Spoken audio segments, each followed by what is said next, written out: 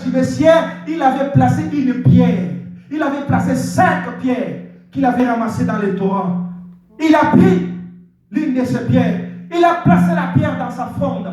Lorsqu'il courait contre Goliath, il a lâché la pierre. Oh, bien-aimés frères et sœurs, j'aimerais dire à quelqu'un, Jésus-Christ est la véritable pierre. Le nom de Jésus, c'est ça la pierre qui se trouve dans les gibecières. Alléluia. Les gibecières, c'est le symbole de l'église. Est-ce que quelqu'un me suit? Les gibecières, c'est le symbole de l'église. David était berger.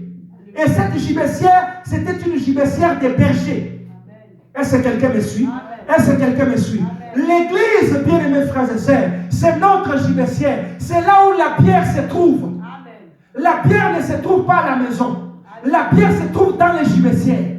Lorsque nous nous réunissons ensemble, nous prenons la pierre angulaire, la pierre rejetée par ceux qui bâtissaient, mais qui est devenue la principale de l'angle. Lorsque nous plaçons la pierre dans la fronde, rien à faire, Goliath tombe. Alléluia. Alléluia. Est-ce que quelqu'un me suit? Est-ce que tu es en train de me suivre? Je suis en train de t'expliquer la gibecière de David. C'est le symbole de l'église. Il y avait 5 pierres à l'intérieur. Il a pris une seule pierre. Il a placé la pierre dans sa fronde. Bien aimés frères et sœurs, la pierre, comme je viens de vous expliquer, c'est Jésus-Christ. La pierre, c'est aussi la parole de Dieu. Suivez-moi ici, arrêtez de regarder les choses. Suivez-moi ici, s'il vous plaît.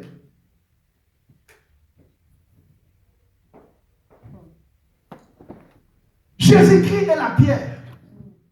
La pierre qu'a rejeté ceux qui bâtissaient, mais qui est devenue la principale de l'âme.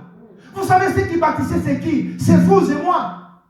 Nous bâtissons nos vies, nous bâtissons nos avenirs, nous bâtissons nos affaires, nous bâtissons ainsi de suite. Mais nous prenons la pierre, nous la mettons de côté.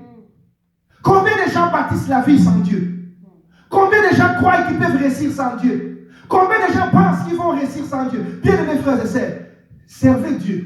C'est pourquoi je disais à ma femme un jour que je comprends pourquoi la Bible dit que le royaume des cieux est un royaume des serviteurs de Dieu. Alléluia. Vous savez pourquoi? Parce que si tu ne sers pas Dieu, tu ne connaîtras pas Dieu. Quelqu'un qui ne sert pas Dieu, il ne peut pas connaître Dieu. Il aura un regard de Dieu, un Dieu, avec ses enfants. Un père avec les fils. Il va se regarder. Ah, Dieu est notre père et nous sommes ses fils. Mais il ne va pas regarder Dieu dans sa dimension du roi des rois, du Seigneur des seigneurs. Il ne va pas regarder Dieu. Il ne va pas lui-même se regarder comme un ouvrier, comme un travailleur qui travaille sous la domination. Quelqu'un qui ne sert pas Dieu ne peut pas connaître Dieu dans la profondeur. Les jours où vous allez commencer à servir Dieu, vous comprendrez que les gens souffrent parce que les gens sont des rebelles.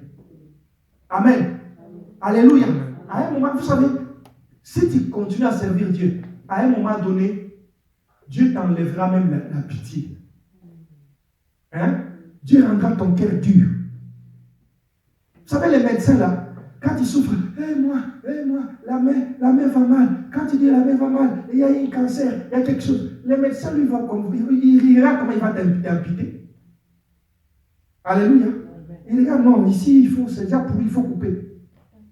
Quand toi tu trembles là, les médecins voient comment il faut couper. Si tu sers Dieu, Dieu rendra ton cœur dur. Tu remarqueras que les hommes souffrent parce qu'ils sont des rebelles. Ils sont des rebelles contre Dieu. Ils ne veulent rien savoir de Dieu. Ils ont pris la décision de bâtir leur vie sans Dieu. Il y a des gens, ils peuvent souffrir même jusqu'à l'infini, mais ils peuvent passer milliers devant Dieu. Ils ne peuvent pas. Ils souffrent. Mais non, il a toujours des idées. Non, j'irai, ça marchera, quand je ferai ceci, quand je ferai cela, ainsi de suite. Il a toujours des prétentions, des idées en lui. Pourquoi? Parce que son cœur est dur. Il ne veut pas se soumettre sous l'autorité de Dieu. Alléluia. La pierre rejetée par ceux qui bâtissaient. Beaucoup de gens bâtissent la vie sans Dieu. Ils n'ont pas besoin de Dieu dans leur vie. Ou lorsque ça devient assez dur, assez difficile, là il vient. Ces derniers temps, je suis un peu en train d'évangéliser. Je rencontre certaines personnes qui me disent, oui, oh, c'est pour la fin de l'année. Oh, ça sera mieux de venir même pendant 1 heure de temps. Même pendant 1 heure de temps. Juste passer un peu de temps. Hein, ça fait du bien. Vous savez, toute l'année, bon, on va quand même venir, ne serait-ce qu'1 heure de temps. Je dis voilà un malheureux. Voilà un malheureux qui ne sait pas que sa vie sans Dieu n'est rien. Il ne peut absolument rien faire sans Dieu. L'homme peut tout, sauf se soumettre à Dieu.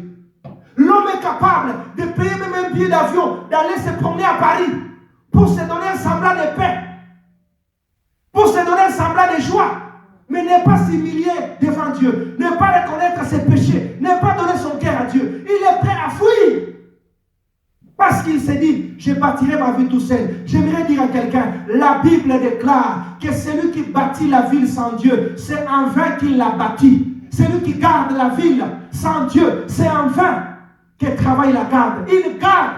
Quelqu'un qui garde une ville, si Dieu ne la garde pas, c'est en vain qu'il la garde. Alléluia. Regarde ta vie. Où se trouve la pierre? Où se trouve Jésus? Tu l'as placé où? Jésus est en toi ou Jésus est en dehors de toi? David avait les pierres dans sa gibecière. Il marchait avec. Il allait apporter la nourriture, mais il savait que je dois garder mes pierres avec moi parce que je ne sais pas ce qui m'arrivera. Il avait toujours sa fronde avec lui. Oh bien-aimé, je l'ai dit dans mon introduction, ce monde où nous vivons, ce n'est pas le monde où on fait des blagues, où on joue et on croit qu'on va réussir. Je dirais comme un pasteur dira, vis encore un peu. Continue encore un peu de vivre. Dans ce monde, il n'y a que ceux et celles qui prennent la ferme résolution de marcher avec Dieu qui vivront la gloire de Dieu sur la terre. Tant que tu n'as pas encore résolu que je dois marcher avec Dieu, je dois être avec Dieu, bien aimés frères et sœurs, ça sera difficile que Dieu se manifeste dans ta vie. Où se trouve la pierre dans ta vie? Tu l'as placée où? La pierre, rejetée, mise de côté par ceux qui bâtissaient. Combien de gens bâtissent la vie? Sers Dieu, comme je l'ai dit tout à l'heure. Commence à travailler pour Dieu. Tu verras comment est-ce que l'homme est incrédule. L'homme, vous savez même beaucoup de gens qui prient dans les églises. Si Dieu leur disait que ne priez pas, ne priez plus, restez chez vous, alors, ils seront contents. Beaucoup de gens viennent à l'église parce qu'ils sont contraints de venir. Il y a très peu de gens qui aiment Dieu dans leur cœur. Très peu de gens. Nous avons choisi de mettre de côté la pierre. La pierre qui peut nous libérer. La pierre, vous savez, quand tu construis une maison et que tu ne places pas le pierre dans les angles, chaque maison a un angle. Alléluia. Amen. Alléluia. Amen. Et dans ces angles-là, généralement, c'est des pierres qui soutiennent ces angles. Mais lorsqu'il n'y a pas de pierres, la Bible dit, voici, je vous dirai à quoi ressemble la vie d'un homme qui bâtit, qui écoute mes paroles, mais qui les met de côté. Je vous dirai à qui ressemble la vie d'un homme qui écoute les paroles, mais qui ne les applique pas, qui met ses paroles de côté. Il est semblable à un homme imprudent qui aura bâti sa maison sur les sables. Aussitôt les torrents et le vent sont venus, sont soufflés contre la maison a été détruite et les ruines de cette maison étaient grandes. Il dira encore, je vous dirai à qui ressemble celui qui écoute mes paroles et qui les met en pratique. Il est semblable à un homme prudent qui aura creusé, qui a creusé et qui a trouvé une pierre sur la terre. Et sur cette pierre, il a bâti sa maison. Lorsque les torrents et les vents ont soufflé contre cette maison est restée inébranlable. Jésus est la seule personne qui nous soutient. Jésus est la seule personne qui nous fortifie. Jésus est la seule personne qui nous garde. Jésus est la seule personne qui nous sauve. Où as-tu placé Jésus dans ta vie? Jésus se trouve où dans ta vie? Tu l'as mis de côté ou il est en toi? Tu l'as mis de côté? Oh, bien-aimés frères et sœurs, ne suivez pas ce qui se passe dans le monde. Les gens n'auront que des yeux pour pleurer. Très bientôt, nous qui passons pour permettez-moi l'expression, pour des idiots, nous qui passons pour des hommes ordinaires, des hommes qui n'ont rien à faire, ils vont à l'église, ils vont prier. J'aimerais vous dire, les gens n'auront que des yeux très bientôt pour pleurer. Nous sommes au temps de la fin. Celui qui a fait la promesse est fidèle. Très bientôt, il viendra chercher son église. Il viendra chercher ceux qui ont placé leur confiance en lui. Au temps de Noé, c'était comme ça. Quand Noé bâtissait, les gens s'en moquaient. Les gens disaient, mais qu'est-ce qu'il fait? La pluie. Mais il n'y a jamais eu la pluie, Noé. Qu'est-ce que tu nous racontes, Noé? Es-tu dans les rêves, Noé? Noé savait ce qu'il bâtissait. J'aimerais dire à quelqu'un, bâtis ta maison avec Dieu. Bâtis ta maison avec Dieu. Bâtis ta maison avec Dieu. Ne mets pas Dieu de côté. Même si les gens se moquent de toi. Même si les gens disent de toi que tu es sauté. Tu es fini. Comme on dit à l'Ingala, Yuma Mokoboy. Nous, on nous appelait des Yuma. Mais aujourd'hui, ceux qui pensaient qu'ils sont des Yuma, ils sont des Yankés. Aujourd'hui, ce sont eux qui sont des Yuma. Est-ce que quelqu'un me suit? C'est pourquoi quand je cherche Dieu, je ne regarde pas à gauche ni à droite. Est-ce que quelqu'un me suit? Quand je cherche Dieu, je le cherche pour ma vie. Je ne regarde pas à gauche, je ne regarde pas à droite. Que mon père soit la gloire à Dieu, que ma mère soit la gloire à Dieu, que mes sœurs soient la gloire à Dieu. J'ai ma vie à sauver, j'ai une âme à sauver. Alléluia. Chacun comparaîtra devant Dieu. Personne ne se justifiera à la place de l'autre. Oh non, eh bien tu sais, parce que ma mère, oh non, tu sais, parce que mon père. Oh, bien aimé, le temps est fini. Plaçons Jésus au centre de notre vie. Plaçons Jésus au centre de notre cœur. Plaçons Jésus au centre de notre cœur. C'est lui qui nous garantit la victoire. David savait, que ferais-je sans Dieu? Où irais-je sans Dieu? Qui suis-je sans Dieu? Est-ce que je peux mettre la pierre de côté? Non, la pierre était dans les gibecières de David. La pierre était là. Place la pierre en toi. Place la pierre en toi. Place la pierre en toi. Dans ton cœur. Que Jésus soit dans ton cœur. Lorsque Goliath s'élèvera, tu placeras la pierre sur la fronde. Alléluia. Savez-vous c'est quoi la fronde? Amen.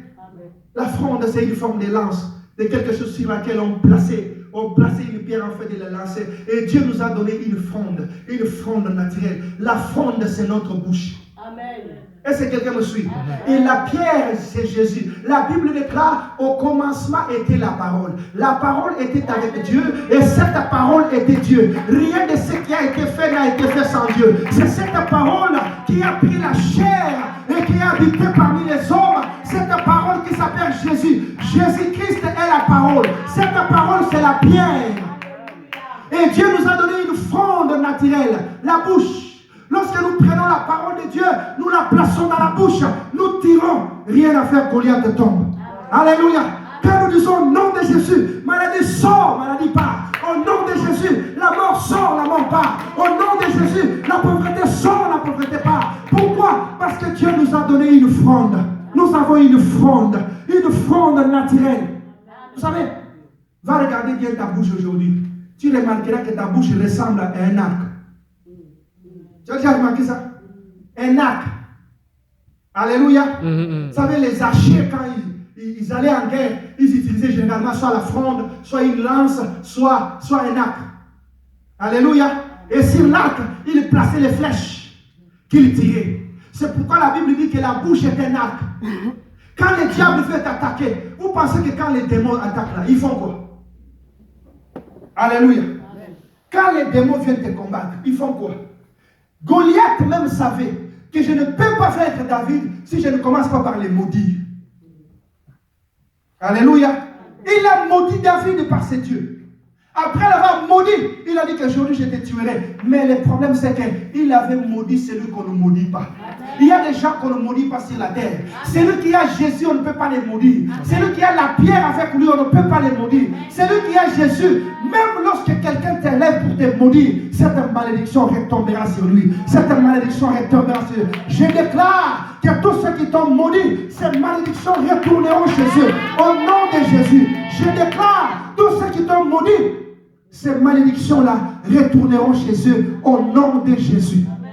Ils seront confus. À moins que Dieu ne nous ait pas appelés. Alléluia.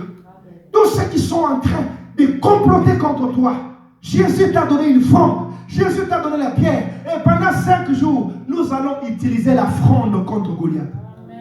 Est-ce que quelqu'un me suit? Mercredi prochain, ne reste pas à la maison. Ne reste pas à la maison. Même si tu es malade, viens tout en étant malade. Alléluia. Parce que les diables, bien aimés frères et sœurs, les diables, ce n'est pas quelqu'un avec qui on joue.